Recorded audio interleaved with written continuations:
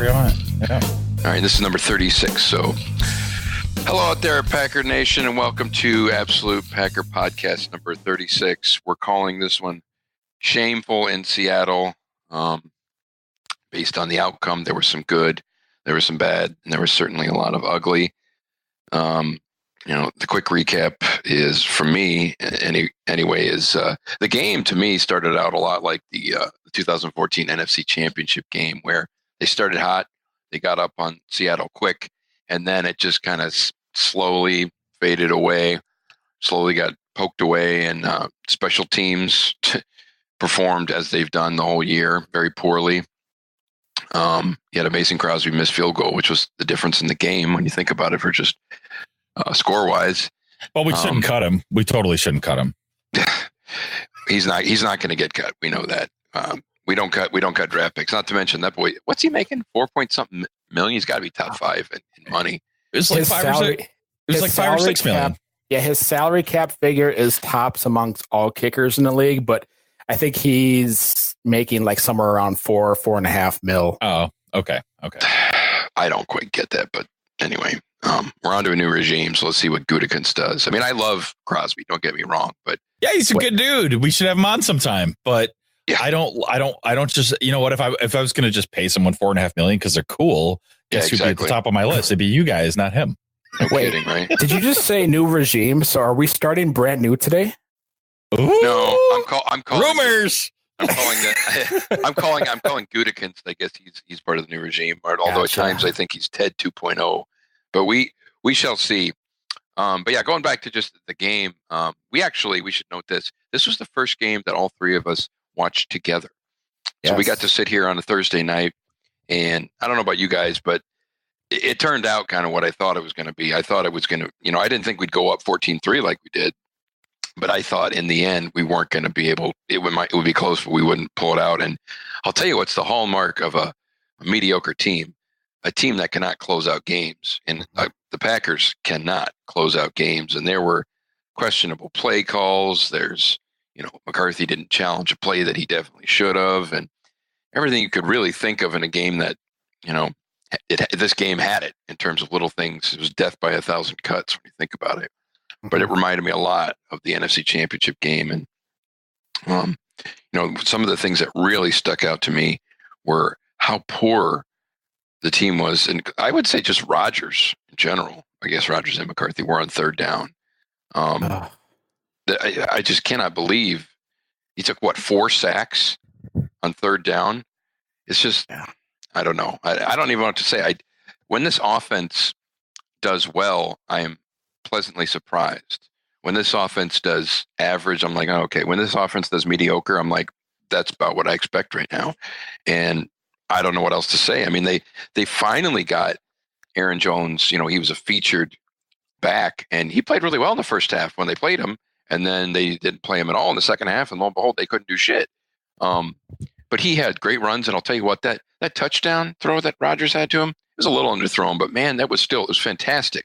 I mean, let's call it this way. This is Aaron Jones' coming out party, even though there's more party to be coming out, because if they just use the guy, and again, if ever there was a time to use him, we've been saying this week after week after week, this was it, and they didn't. And so it ain't going to happen.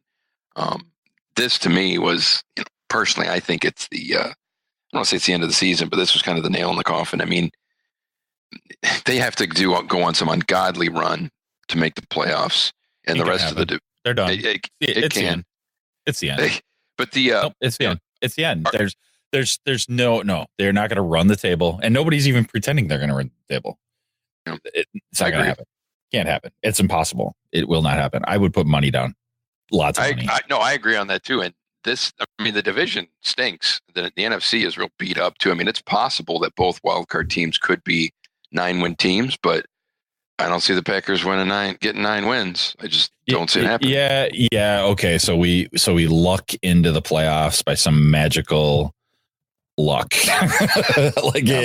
No. Yeah. Ain't gonna happen. Here, I just want to bring this up since you said that. This is very interesting. Now, obviously, completely different seasons and scenarios, but if you remember in 2010, Packers made it in as, I think they were the final wild card that year. The year they won the Super Bowl. Do you remember the Eagles were playing the Giants, and if the Giants beat the Eagles, we would get knocked out of the playoffs. And at the very end of the game, who was that guy? He was a punt return guy. He took it back to the house, and that's what got us into the playoffs. Had he not done that punt return, we wouldn't have even made the playoffs, and then there's no Super Bowl. Yep. Crazy. Can't remember that. Deshaun Jackson, that's his name. But yeah, I always think about that. So yeah, I don't know what you guys got. We got some notes here from Jeremy and whatnot. And Jeremy, by the way, he always does great work with breaking down film and looking at all that kinds of stuff. I know a little bit, but he's way above my pay grade. So go ahead, good sir. Well, I mean, the one thing that I came away with during the game was, I think you touched on it a little bit, was the third down execution on our level was it was horrible. And going through every single third down play, and I think there were either 11 or 12 of them total. The route trees of the receivers were beyond the 3 or 4 or 5 yards that they had to get to convert. And this is becoming a consistent trend. It's not changing. They are not doing anything to kind of, change things up on the offensive side of it. So that's disappointing, because when I watched the Saints last night, and it'd be 3rd and 3 or whatever, they were running through 4 to 5 yard in and out routes, so they were concerned with getting the first down. The Packers, for some reason, just feel like the only thing that they can do is run these 10, 15 yard routes, and consistently they are not open. When they did run, there were 2 third downs that I can think of the top of my head. They ran a crossing route over the middle with Devontae Adams. I think it was Lance Kendricks as well. They were covered. But Seattle was playing a very soft 2-deep zone, but underneath they were playing man-to-man coverage. They were, getting up on our receivers and trying to jam them at the line to try to disturb their routes. And they can do that within 5 yards, right? Within 5 yards, they can do that, right? Yep. So they were very physical at the point of attack, but the problem that we were doing is once we separated, we were running these elongated routes that just put them right into the middle of a zone, because their safeties were within that 15-yard range and they were running right to them. And the other thing too that really, I guess this is the part that really irritates the shit out of me, is multiple times Aaron Jones was wide open. There was 1 third down, and I think I posted this on our APP page. Mercedes Lewis was in the backfield, came out of the backfield, came underneath, was wide open. Rodgers didn't even throw it to him. And Rodgers, to me, looked like he saw him.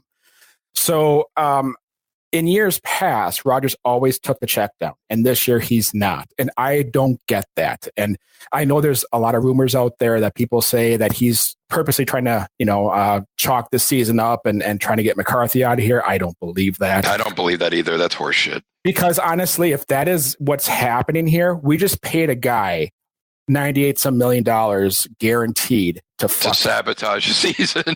We got problems here then, because not only do we have a coaching problem, but now we have a leader of the team problem.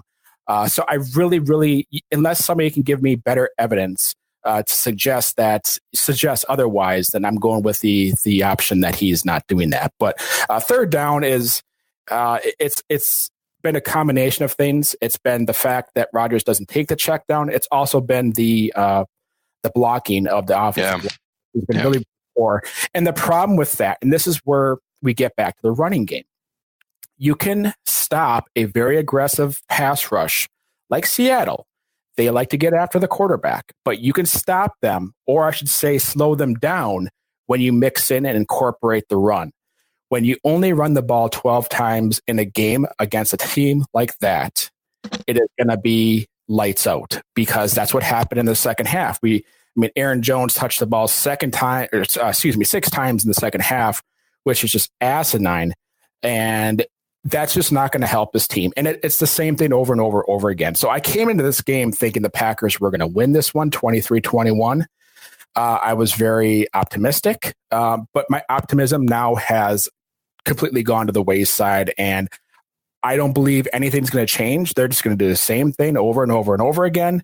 And eventually it's going to get to the point where McCarthy is just going to be let go. And I think that's where it's come to now, because you could obviously see the discord in the game. The 2 timeouts that he called, or I should say Rodgers called in the second half.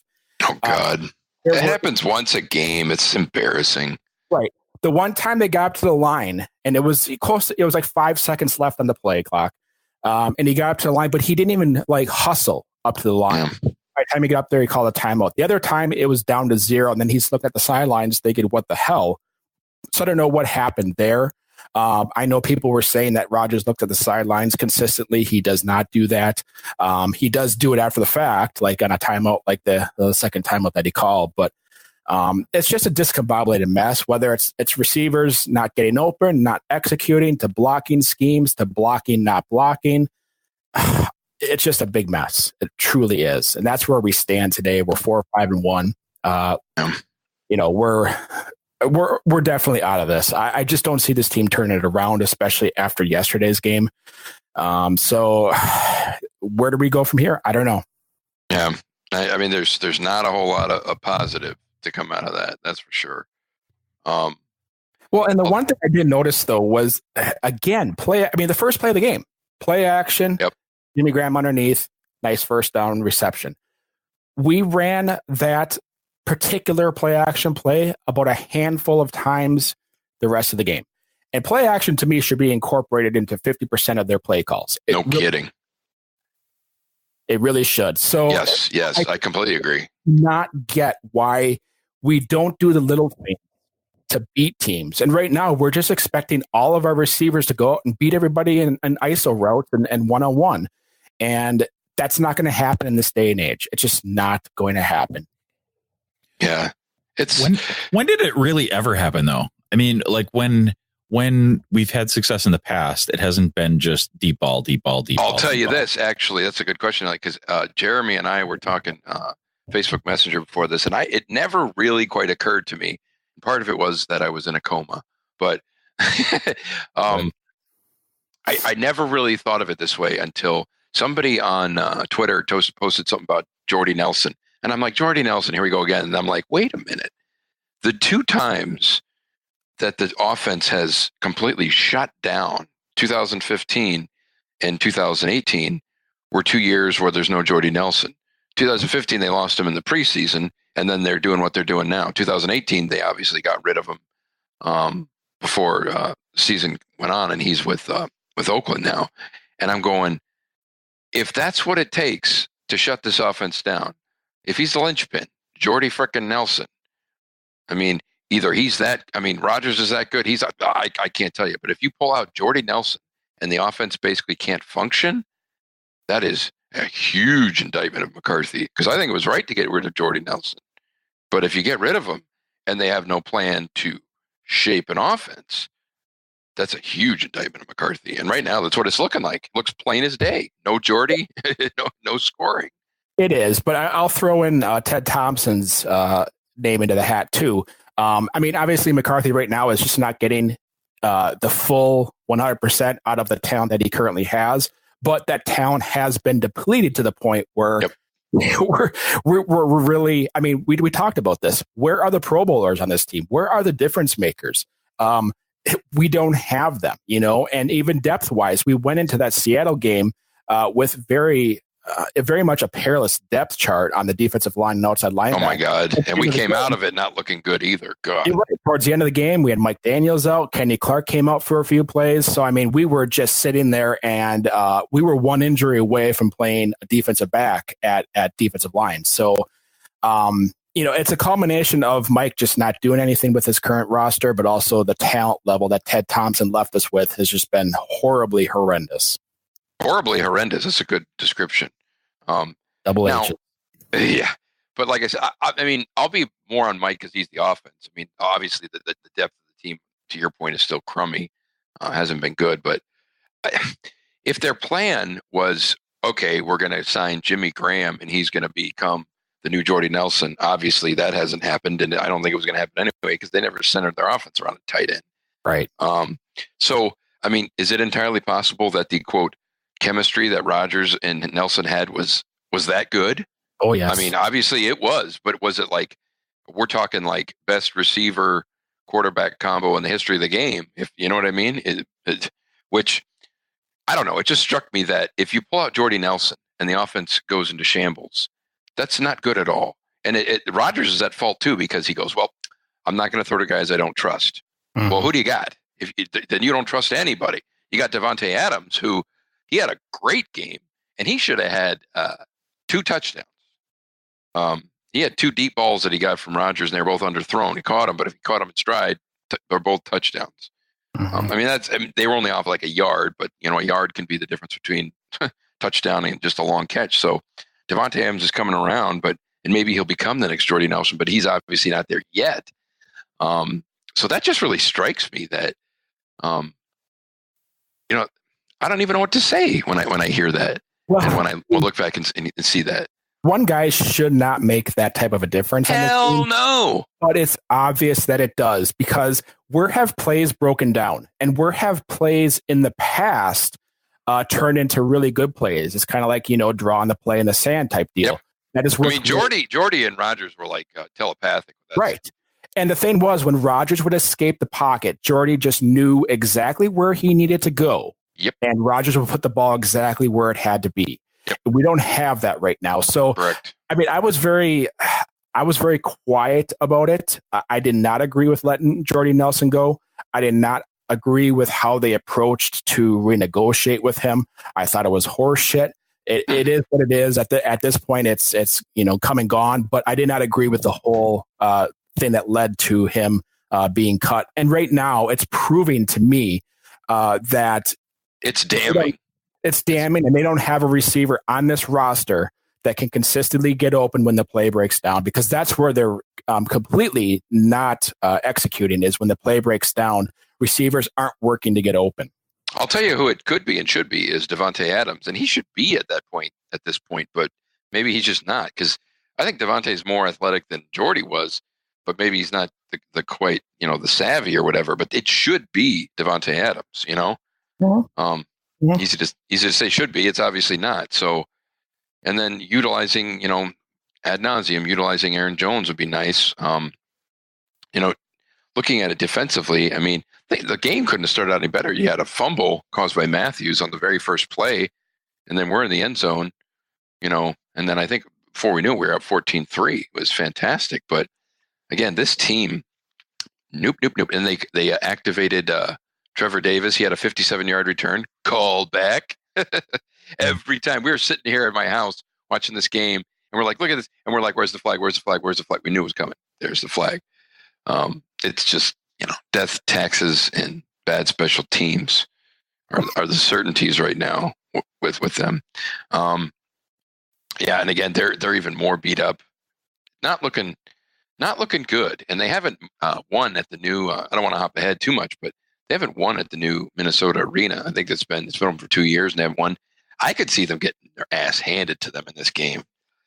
Because Seattle was supposed to be the quote galvanizing moment, and it was another one of those heartbreakers where, again, good teams find a way to win, and bad teams find a way to lose. And I'll be damned if we found a way to lose. McCarthy in that challenge. Why he didn't challenge that catch, I will never know. The only reason why I think he didn't challenge it, because if you remember when we were watching the game, we didn't get a good angle at because the angles that we were getting, the sideline players were getting into the way of the finalization of the catch. But after the play was commenced, and then we went on to the next play and so on and so forth, then we actually saw the angle where the ball obviously touched the ground. So I'm not going to be too hard on him because he said that he didn't have the information to make that call. And I tend to, hopefully it's correct, but I tend to side with him on that because from what we saw, we didn't see enough until the whistle ended the play. I agree with you, although I'll be hard on him because Pete Carroll, when that other guy, when their receiver had a challenge and we're going, that won't be overturned. He fucking did it anyway. He's aggressive. That could have gone either way and he did it. McCarthy, that's the other thing. McCarthy, the Packers are very, very conservative, very conservative. They might say aggressive play call here, there, whatever, and then at the very end, when you got to have it, Rodgers, was it 3rd and 2 and he threw it in the dirt. I've never seen Rodgers do that in his entire career. At first, I thought it was tipped. I'm looking at him going, did they tip that ball? And it was not. It was not. He threw it in the dirt. He flat out threw it in the dirt. And then, again, after that was fourth down, and that was the game. I think everybody, including us, thought he was going to go for it. He didn't. And why he didn't go for it, thinking that his defense was going to stop. I mean, his defense was absolutely gassed. I feel bad for the defense because they're doing everything they can to keep us in the game. And the offense just shut down like they do for 2 quarters. Basically, the second quarter and the third quarter, they shut down. And the defense taking on more injuries. You got Kenny Clark. Who else am I thinking of? I know Kenny Clark was one. Mike Daniels. I mean, their line was decimated. How do you think that line's going to stop them from running the ball on you to run out the clock? I don't know. Not good looks on McCarthy, just not good game management, not good pulse of the team, as we say, or just it's unfortunate. I will say though that because Mike did talk about he went with the numbers, so I just the analytical side of me wanted. Do you remember what he said about stats though? Statistics are for losers, he always says. Well, that's untrue. But on this play though, I wanted. McCarthy said that? Yeah, he goes, stats are for losers. When did he say this? He says that in press conferences a lot. Stats are for losers. God. Okay. Yeah. All right. Sorry. I didn't mean to interrupt. Oh, that's okay. No. So, I mean, I was going to get to, I wanted to analyze what he was talking about, the numbers. And I went back to watch the whole game, and I watched the play. They were at about the 33-yard line. They were 17 yards away from being at midfield. So they weren't even in their side of the field to actually, I guess, make it a worthwhile call, because if they would have not gotten that fourth down, Seattle would have gotten at least a minimum field goal out of it, if not a touchdown, based off of how our defense was going, and the game would have been completely over. You know what I say to that though? Boo, fuck, who? That means he didn't trust his offense a lick. You have Aaron Rodgers, and you don't trust him on 4th and 2. He might have not trusted him because he threw one in the dirt on 3rd and 2.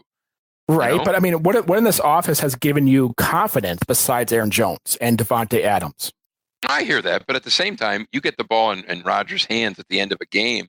Again, barring the throwing in the dirt, he's been fantastic at the end of games when given a chance. With the Montgomery fumble, he didn't get it there, but that struck me as McCarthy. Like, I don't know if I don't know how far I trust Rodgers right now. Taking sacks on every other 3rd down. It's just, I don't know. Right, we got to lead the league in that crap. How many times has he taken a sack on 3rd down, whether it's 3rd and short, 3rd and long, or whatever? 3rd and long, I could see. 3rd and short, can't be taking a goddamn sack. Right. And here's the other thing: we have not been a good team on 3rd and 4th and short yardage situations. No. So that also plays a role into it, because this team is not set. They are not. They don't have the manpower to convert on a 4th and 2 play. Which, in most cases, you should be able to run the ball and get that. When you say manpower, you mean like shove it down their throat, run it. Shove it down their throat, run it down their throat. Yeah, I agree. They don't. They're not built for running. We just don't have that capability. But see, that's the problem that you go back to team building is teams that are successful, they are stout in the trenches. They are stout on the offensive line. They're stout on the defensive line. We're obviously not there right now. So, I will say this, or they have a shitload of speed. If you look at right. I mean, I haven't looked at a ton of other NFL games, truth be told, but I've seen the Saints and like the Rams. They got speed everywhere. We got a lot of slow. We got a lot of slow everywhere. And again, some of that's just how the roster's built. But you also have some good speed, and that's Aaron Jones. But they refuse to use him. But yeah, 3rd and short. They don't even try screen passes. No. I don't know what to take of it, because if you look at the Saint game yesterday, they were up 38-7, went for it on 4th and 7, and then Kamara catches like a 30 or 40-yard touchdown pass. So I don't even know what to take of it anymore. It's just a culmination of things. There's nothing that you can absolutely pinpoint on this team that would say that's the only issue. Because there's multiple issues. It all adds up into a lot of different things, no doubt. Although the biggest one may have been Jordy Nelson. Bring back Jordy. Who would have thought? Yeah. I can't believe that. I thought that. So it didn't even occur to me until today, and that's why I ran it by you in that Facebook message. I'm like, wait a minute, because I forgot that he went out. Basically, he had a torn ACL in 2015, and that was the last time the freaking offense was rudderless. So there's a commonality there. You know what's interesting about the Saints, though, when you talk about people are like, look what they're doing, and all this stuff, the other. They had 3 consecutive losing seasons. Do you remember that? They had 3 consecutive 7-9 seasons under Sean Payton. Before last year. And they didn't fire him. Right. That's very interesting. It's very interesting, though. Well, what's very interesting as well is when we hired Mike McCarthy, we also interviewed Sean Payton at that time. Yep. So, the thing with Sean Payton that he has proven that he's obviously better than McCarthy is he's able to change, develop a nice scheme. Well, yeah, because if you remember earlier on in Payton's tenure, they were a very pass-heavy team. They did not run the ball. Right now, they actually have a two-headed monster with Ingram and Kamara that they could actually run the ball and pound it down a team's throat. And right now, they don't have many weapons besides Michael Thomas at receiver. I mean, they just went out and signed Des Bryant. The second practice, he tears his Bryant. So I mean, they don't have the weaponry at wide receiver that can claim them to be the best offense in the league. But they have one commonality, and that's the Peyton Drew Brees combination. They just get along well. How good is Ingram? He's been in the league forever, hasn't he? Right, and he's had multiple 1,000-year seasons, so he's very good. And Kamara is just that perfect complement out of the backfield. And I think we were talking via Messenger. We had the ability or the opportunity to draft Kamara. And because Rodgers does not like to use his running backs in the passing game this year, where would he be? He doesn't use the running game in the passing game, running backs in the passing game ever, does he? No. When was the last time he ever did it? Yeah, a long time ago.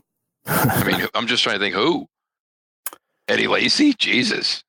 I mean, not really so much, but James Starks was the last guy, and he wasn't the 7th round pick. Remember that? Yeah, he wasn't that stellar at it. Yeah, he's never used running backs in the past. I mean, he could use Jones all over the place, for Christ's sake. They could develop quite an offense around him. They could, and they should have around the bye, but they didn't do shit. Yeah.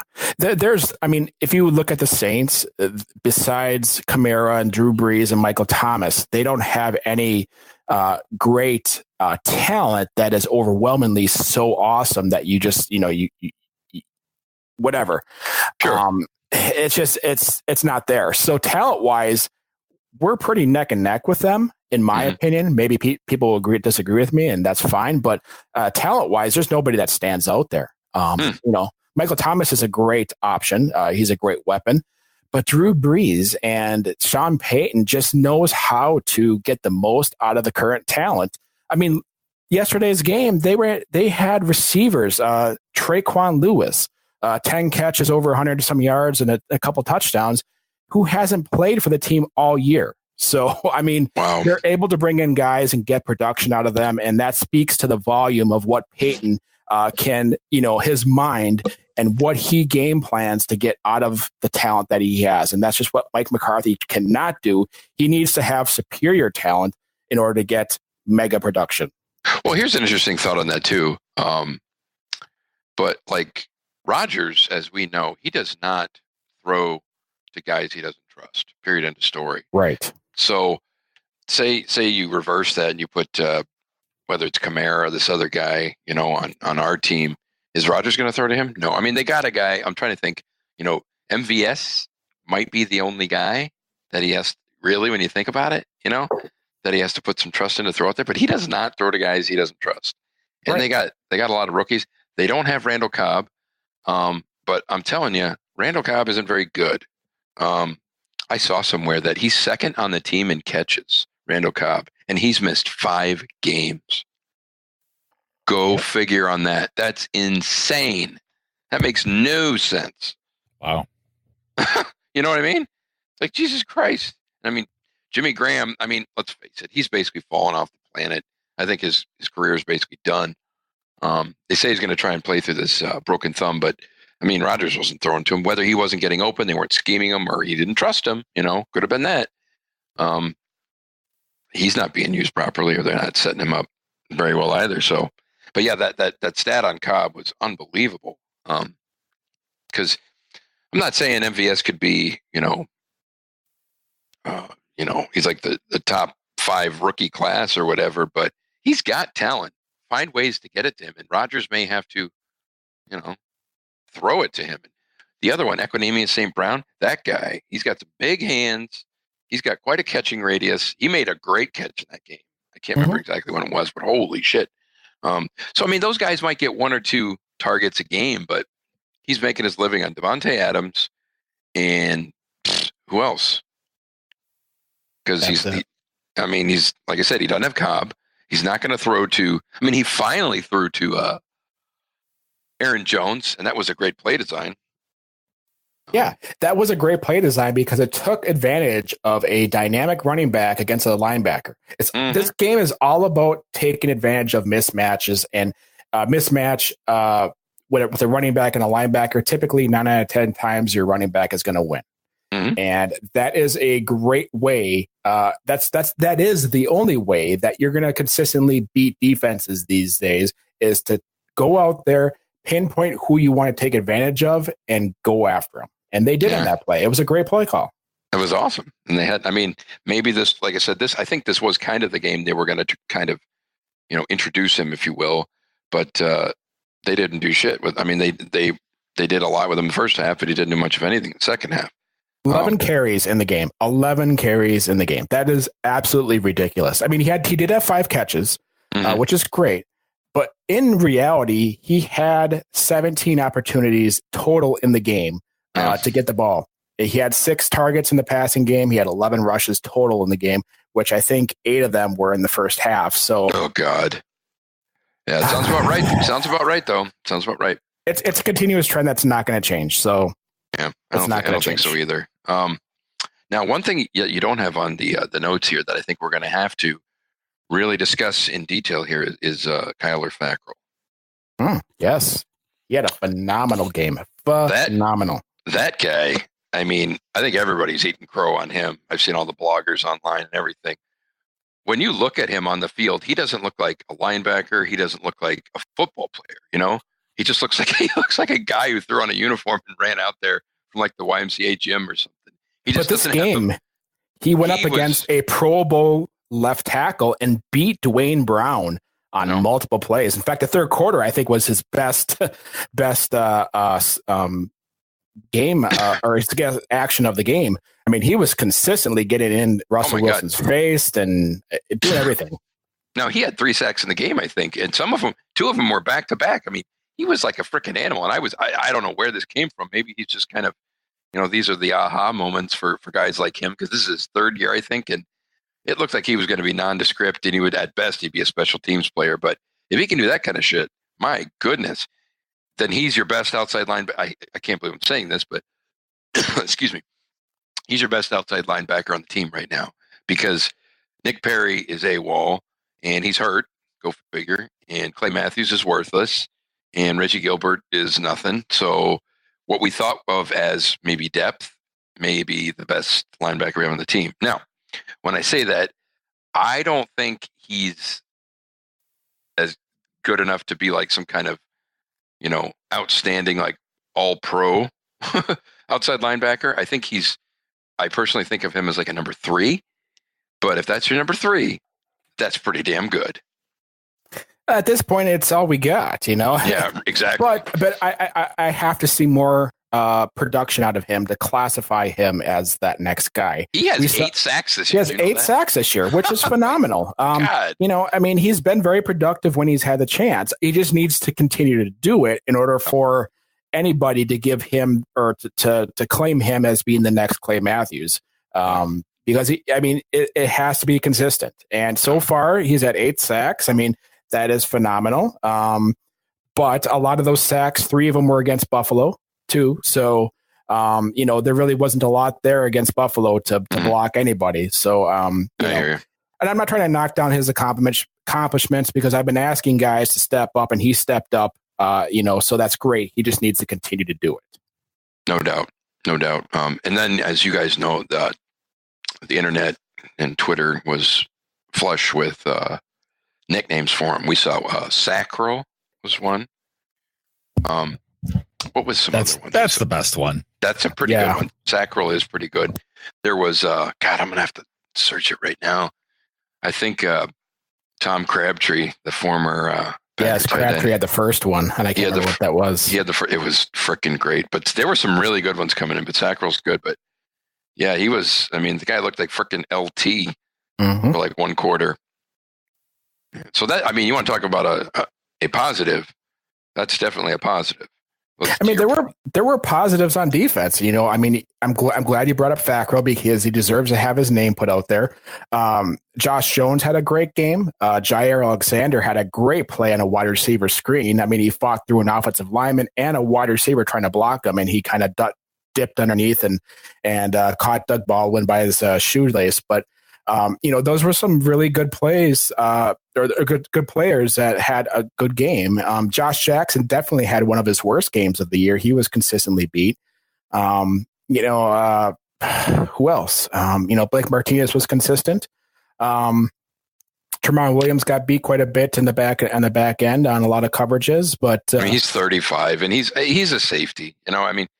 He's got some veteran savvy, but that's about all he's got. At this point in his career.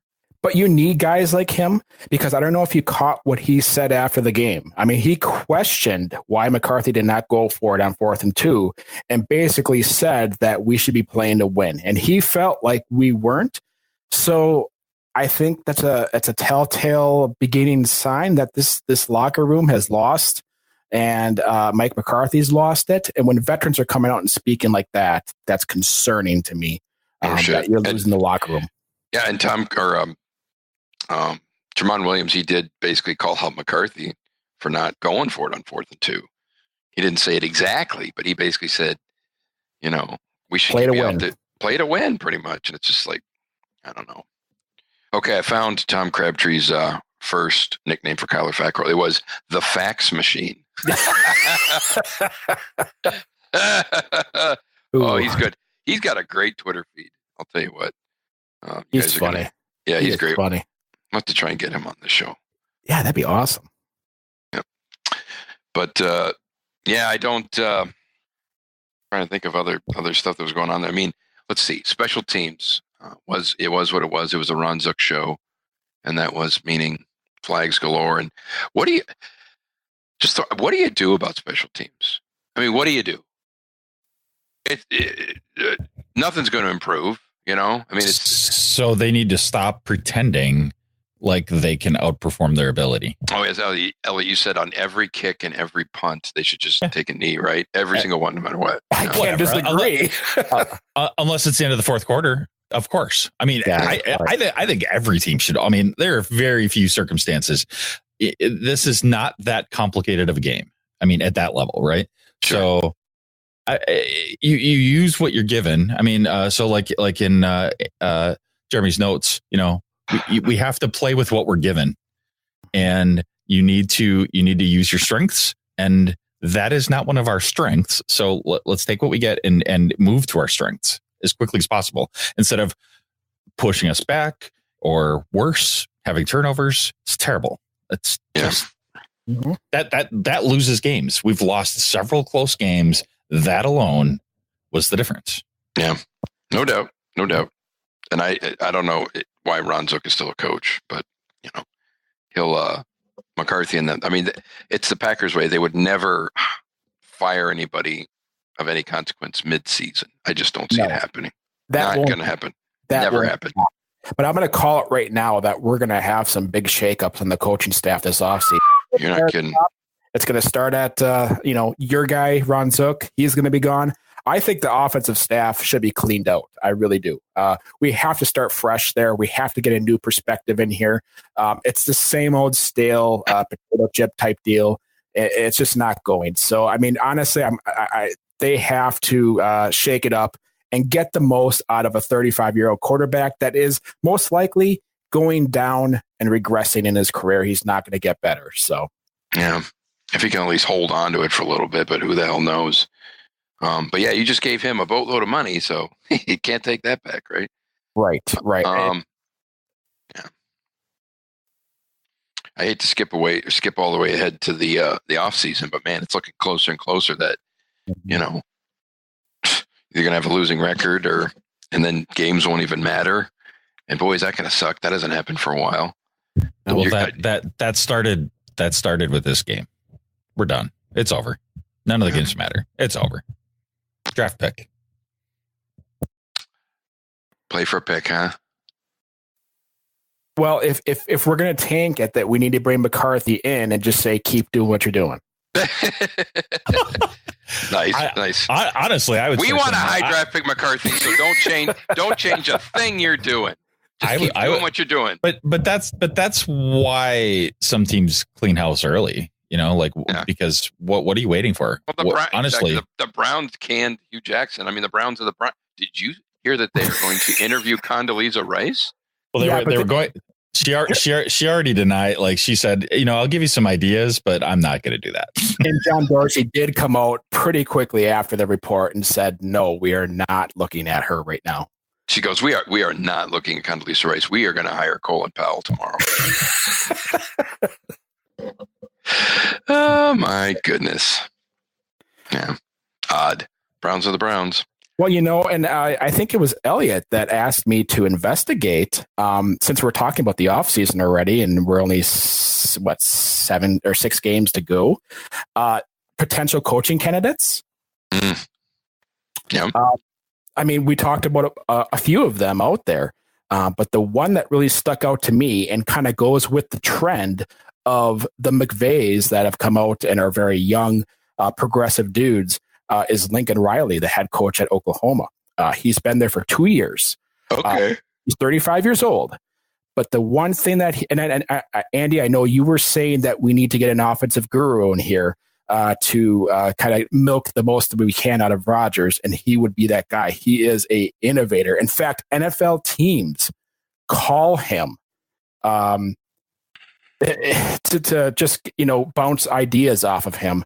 So this guy is truly an offensive guru, and he's going to be a hot commodity in the offseason. He's definitely going to be somebody that's going to be on a lot of teams' radars. He's 35 years old, so that's the Did one. You say his name's Lincoln Riley? Lincoln Riley, and he's where does he coach? Oklahoma. So I'm looking at his Wikipedia. So he's only been with Oklahoma for 2 seasons. Yes, he was our offensive coordinator before being the coach. Yeah, and I mean. You think he'll do that? You think? Do you think he would jump for that? Fuck yeah! Really? Hey, really? If you look at the quarterbacks he has had there, he's had Baker Mayfield. I mean, Heisman winner, and obviously, the Browns quarterback. He's had a lot of NFL talent come out of that offense, and his innovation in the passing game and his ability to maintain a balanced attack.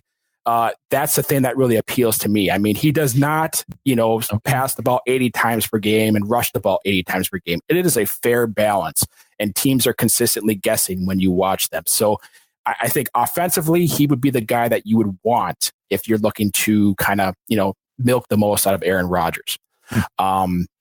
There's also a rumor going around that John Harbaugh, the Baltimore Ravens head coach, is going to be let go. The one thing that I will say with him, he does not favor offense or defense. He favors team. That's the one thing that appeals to me, because obviously we don't favor anything. We aren't a team. And he knows how to get a lot out of his players. He has that ability to grab them and that would be a bullshit through. hire in my opinion. I mean, I get it, but this is where, the quadrilateral of authority has really got to step up to the plate, right?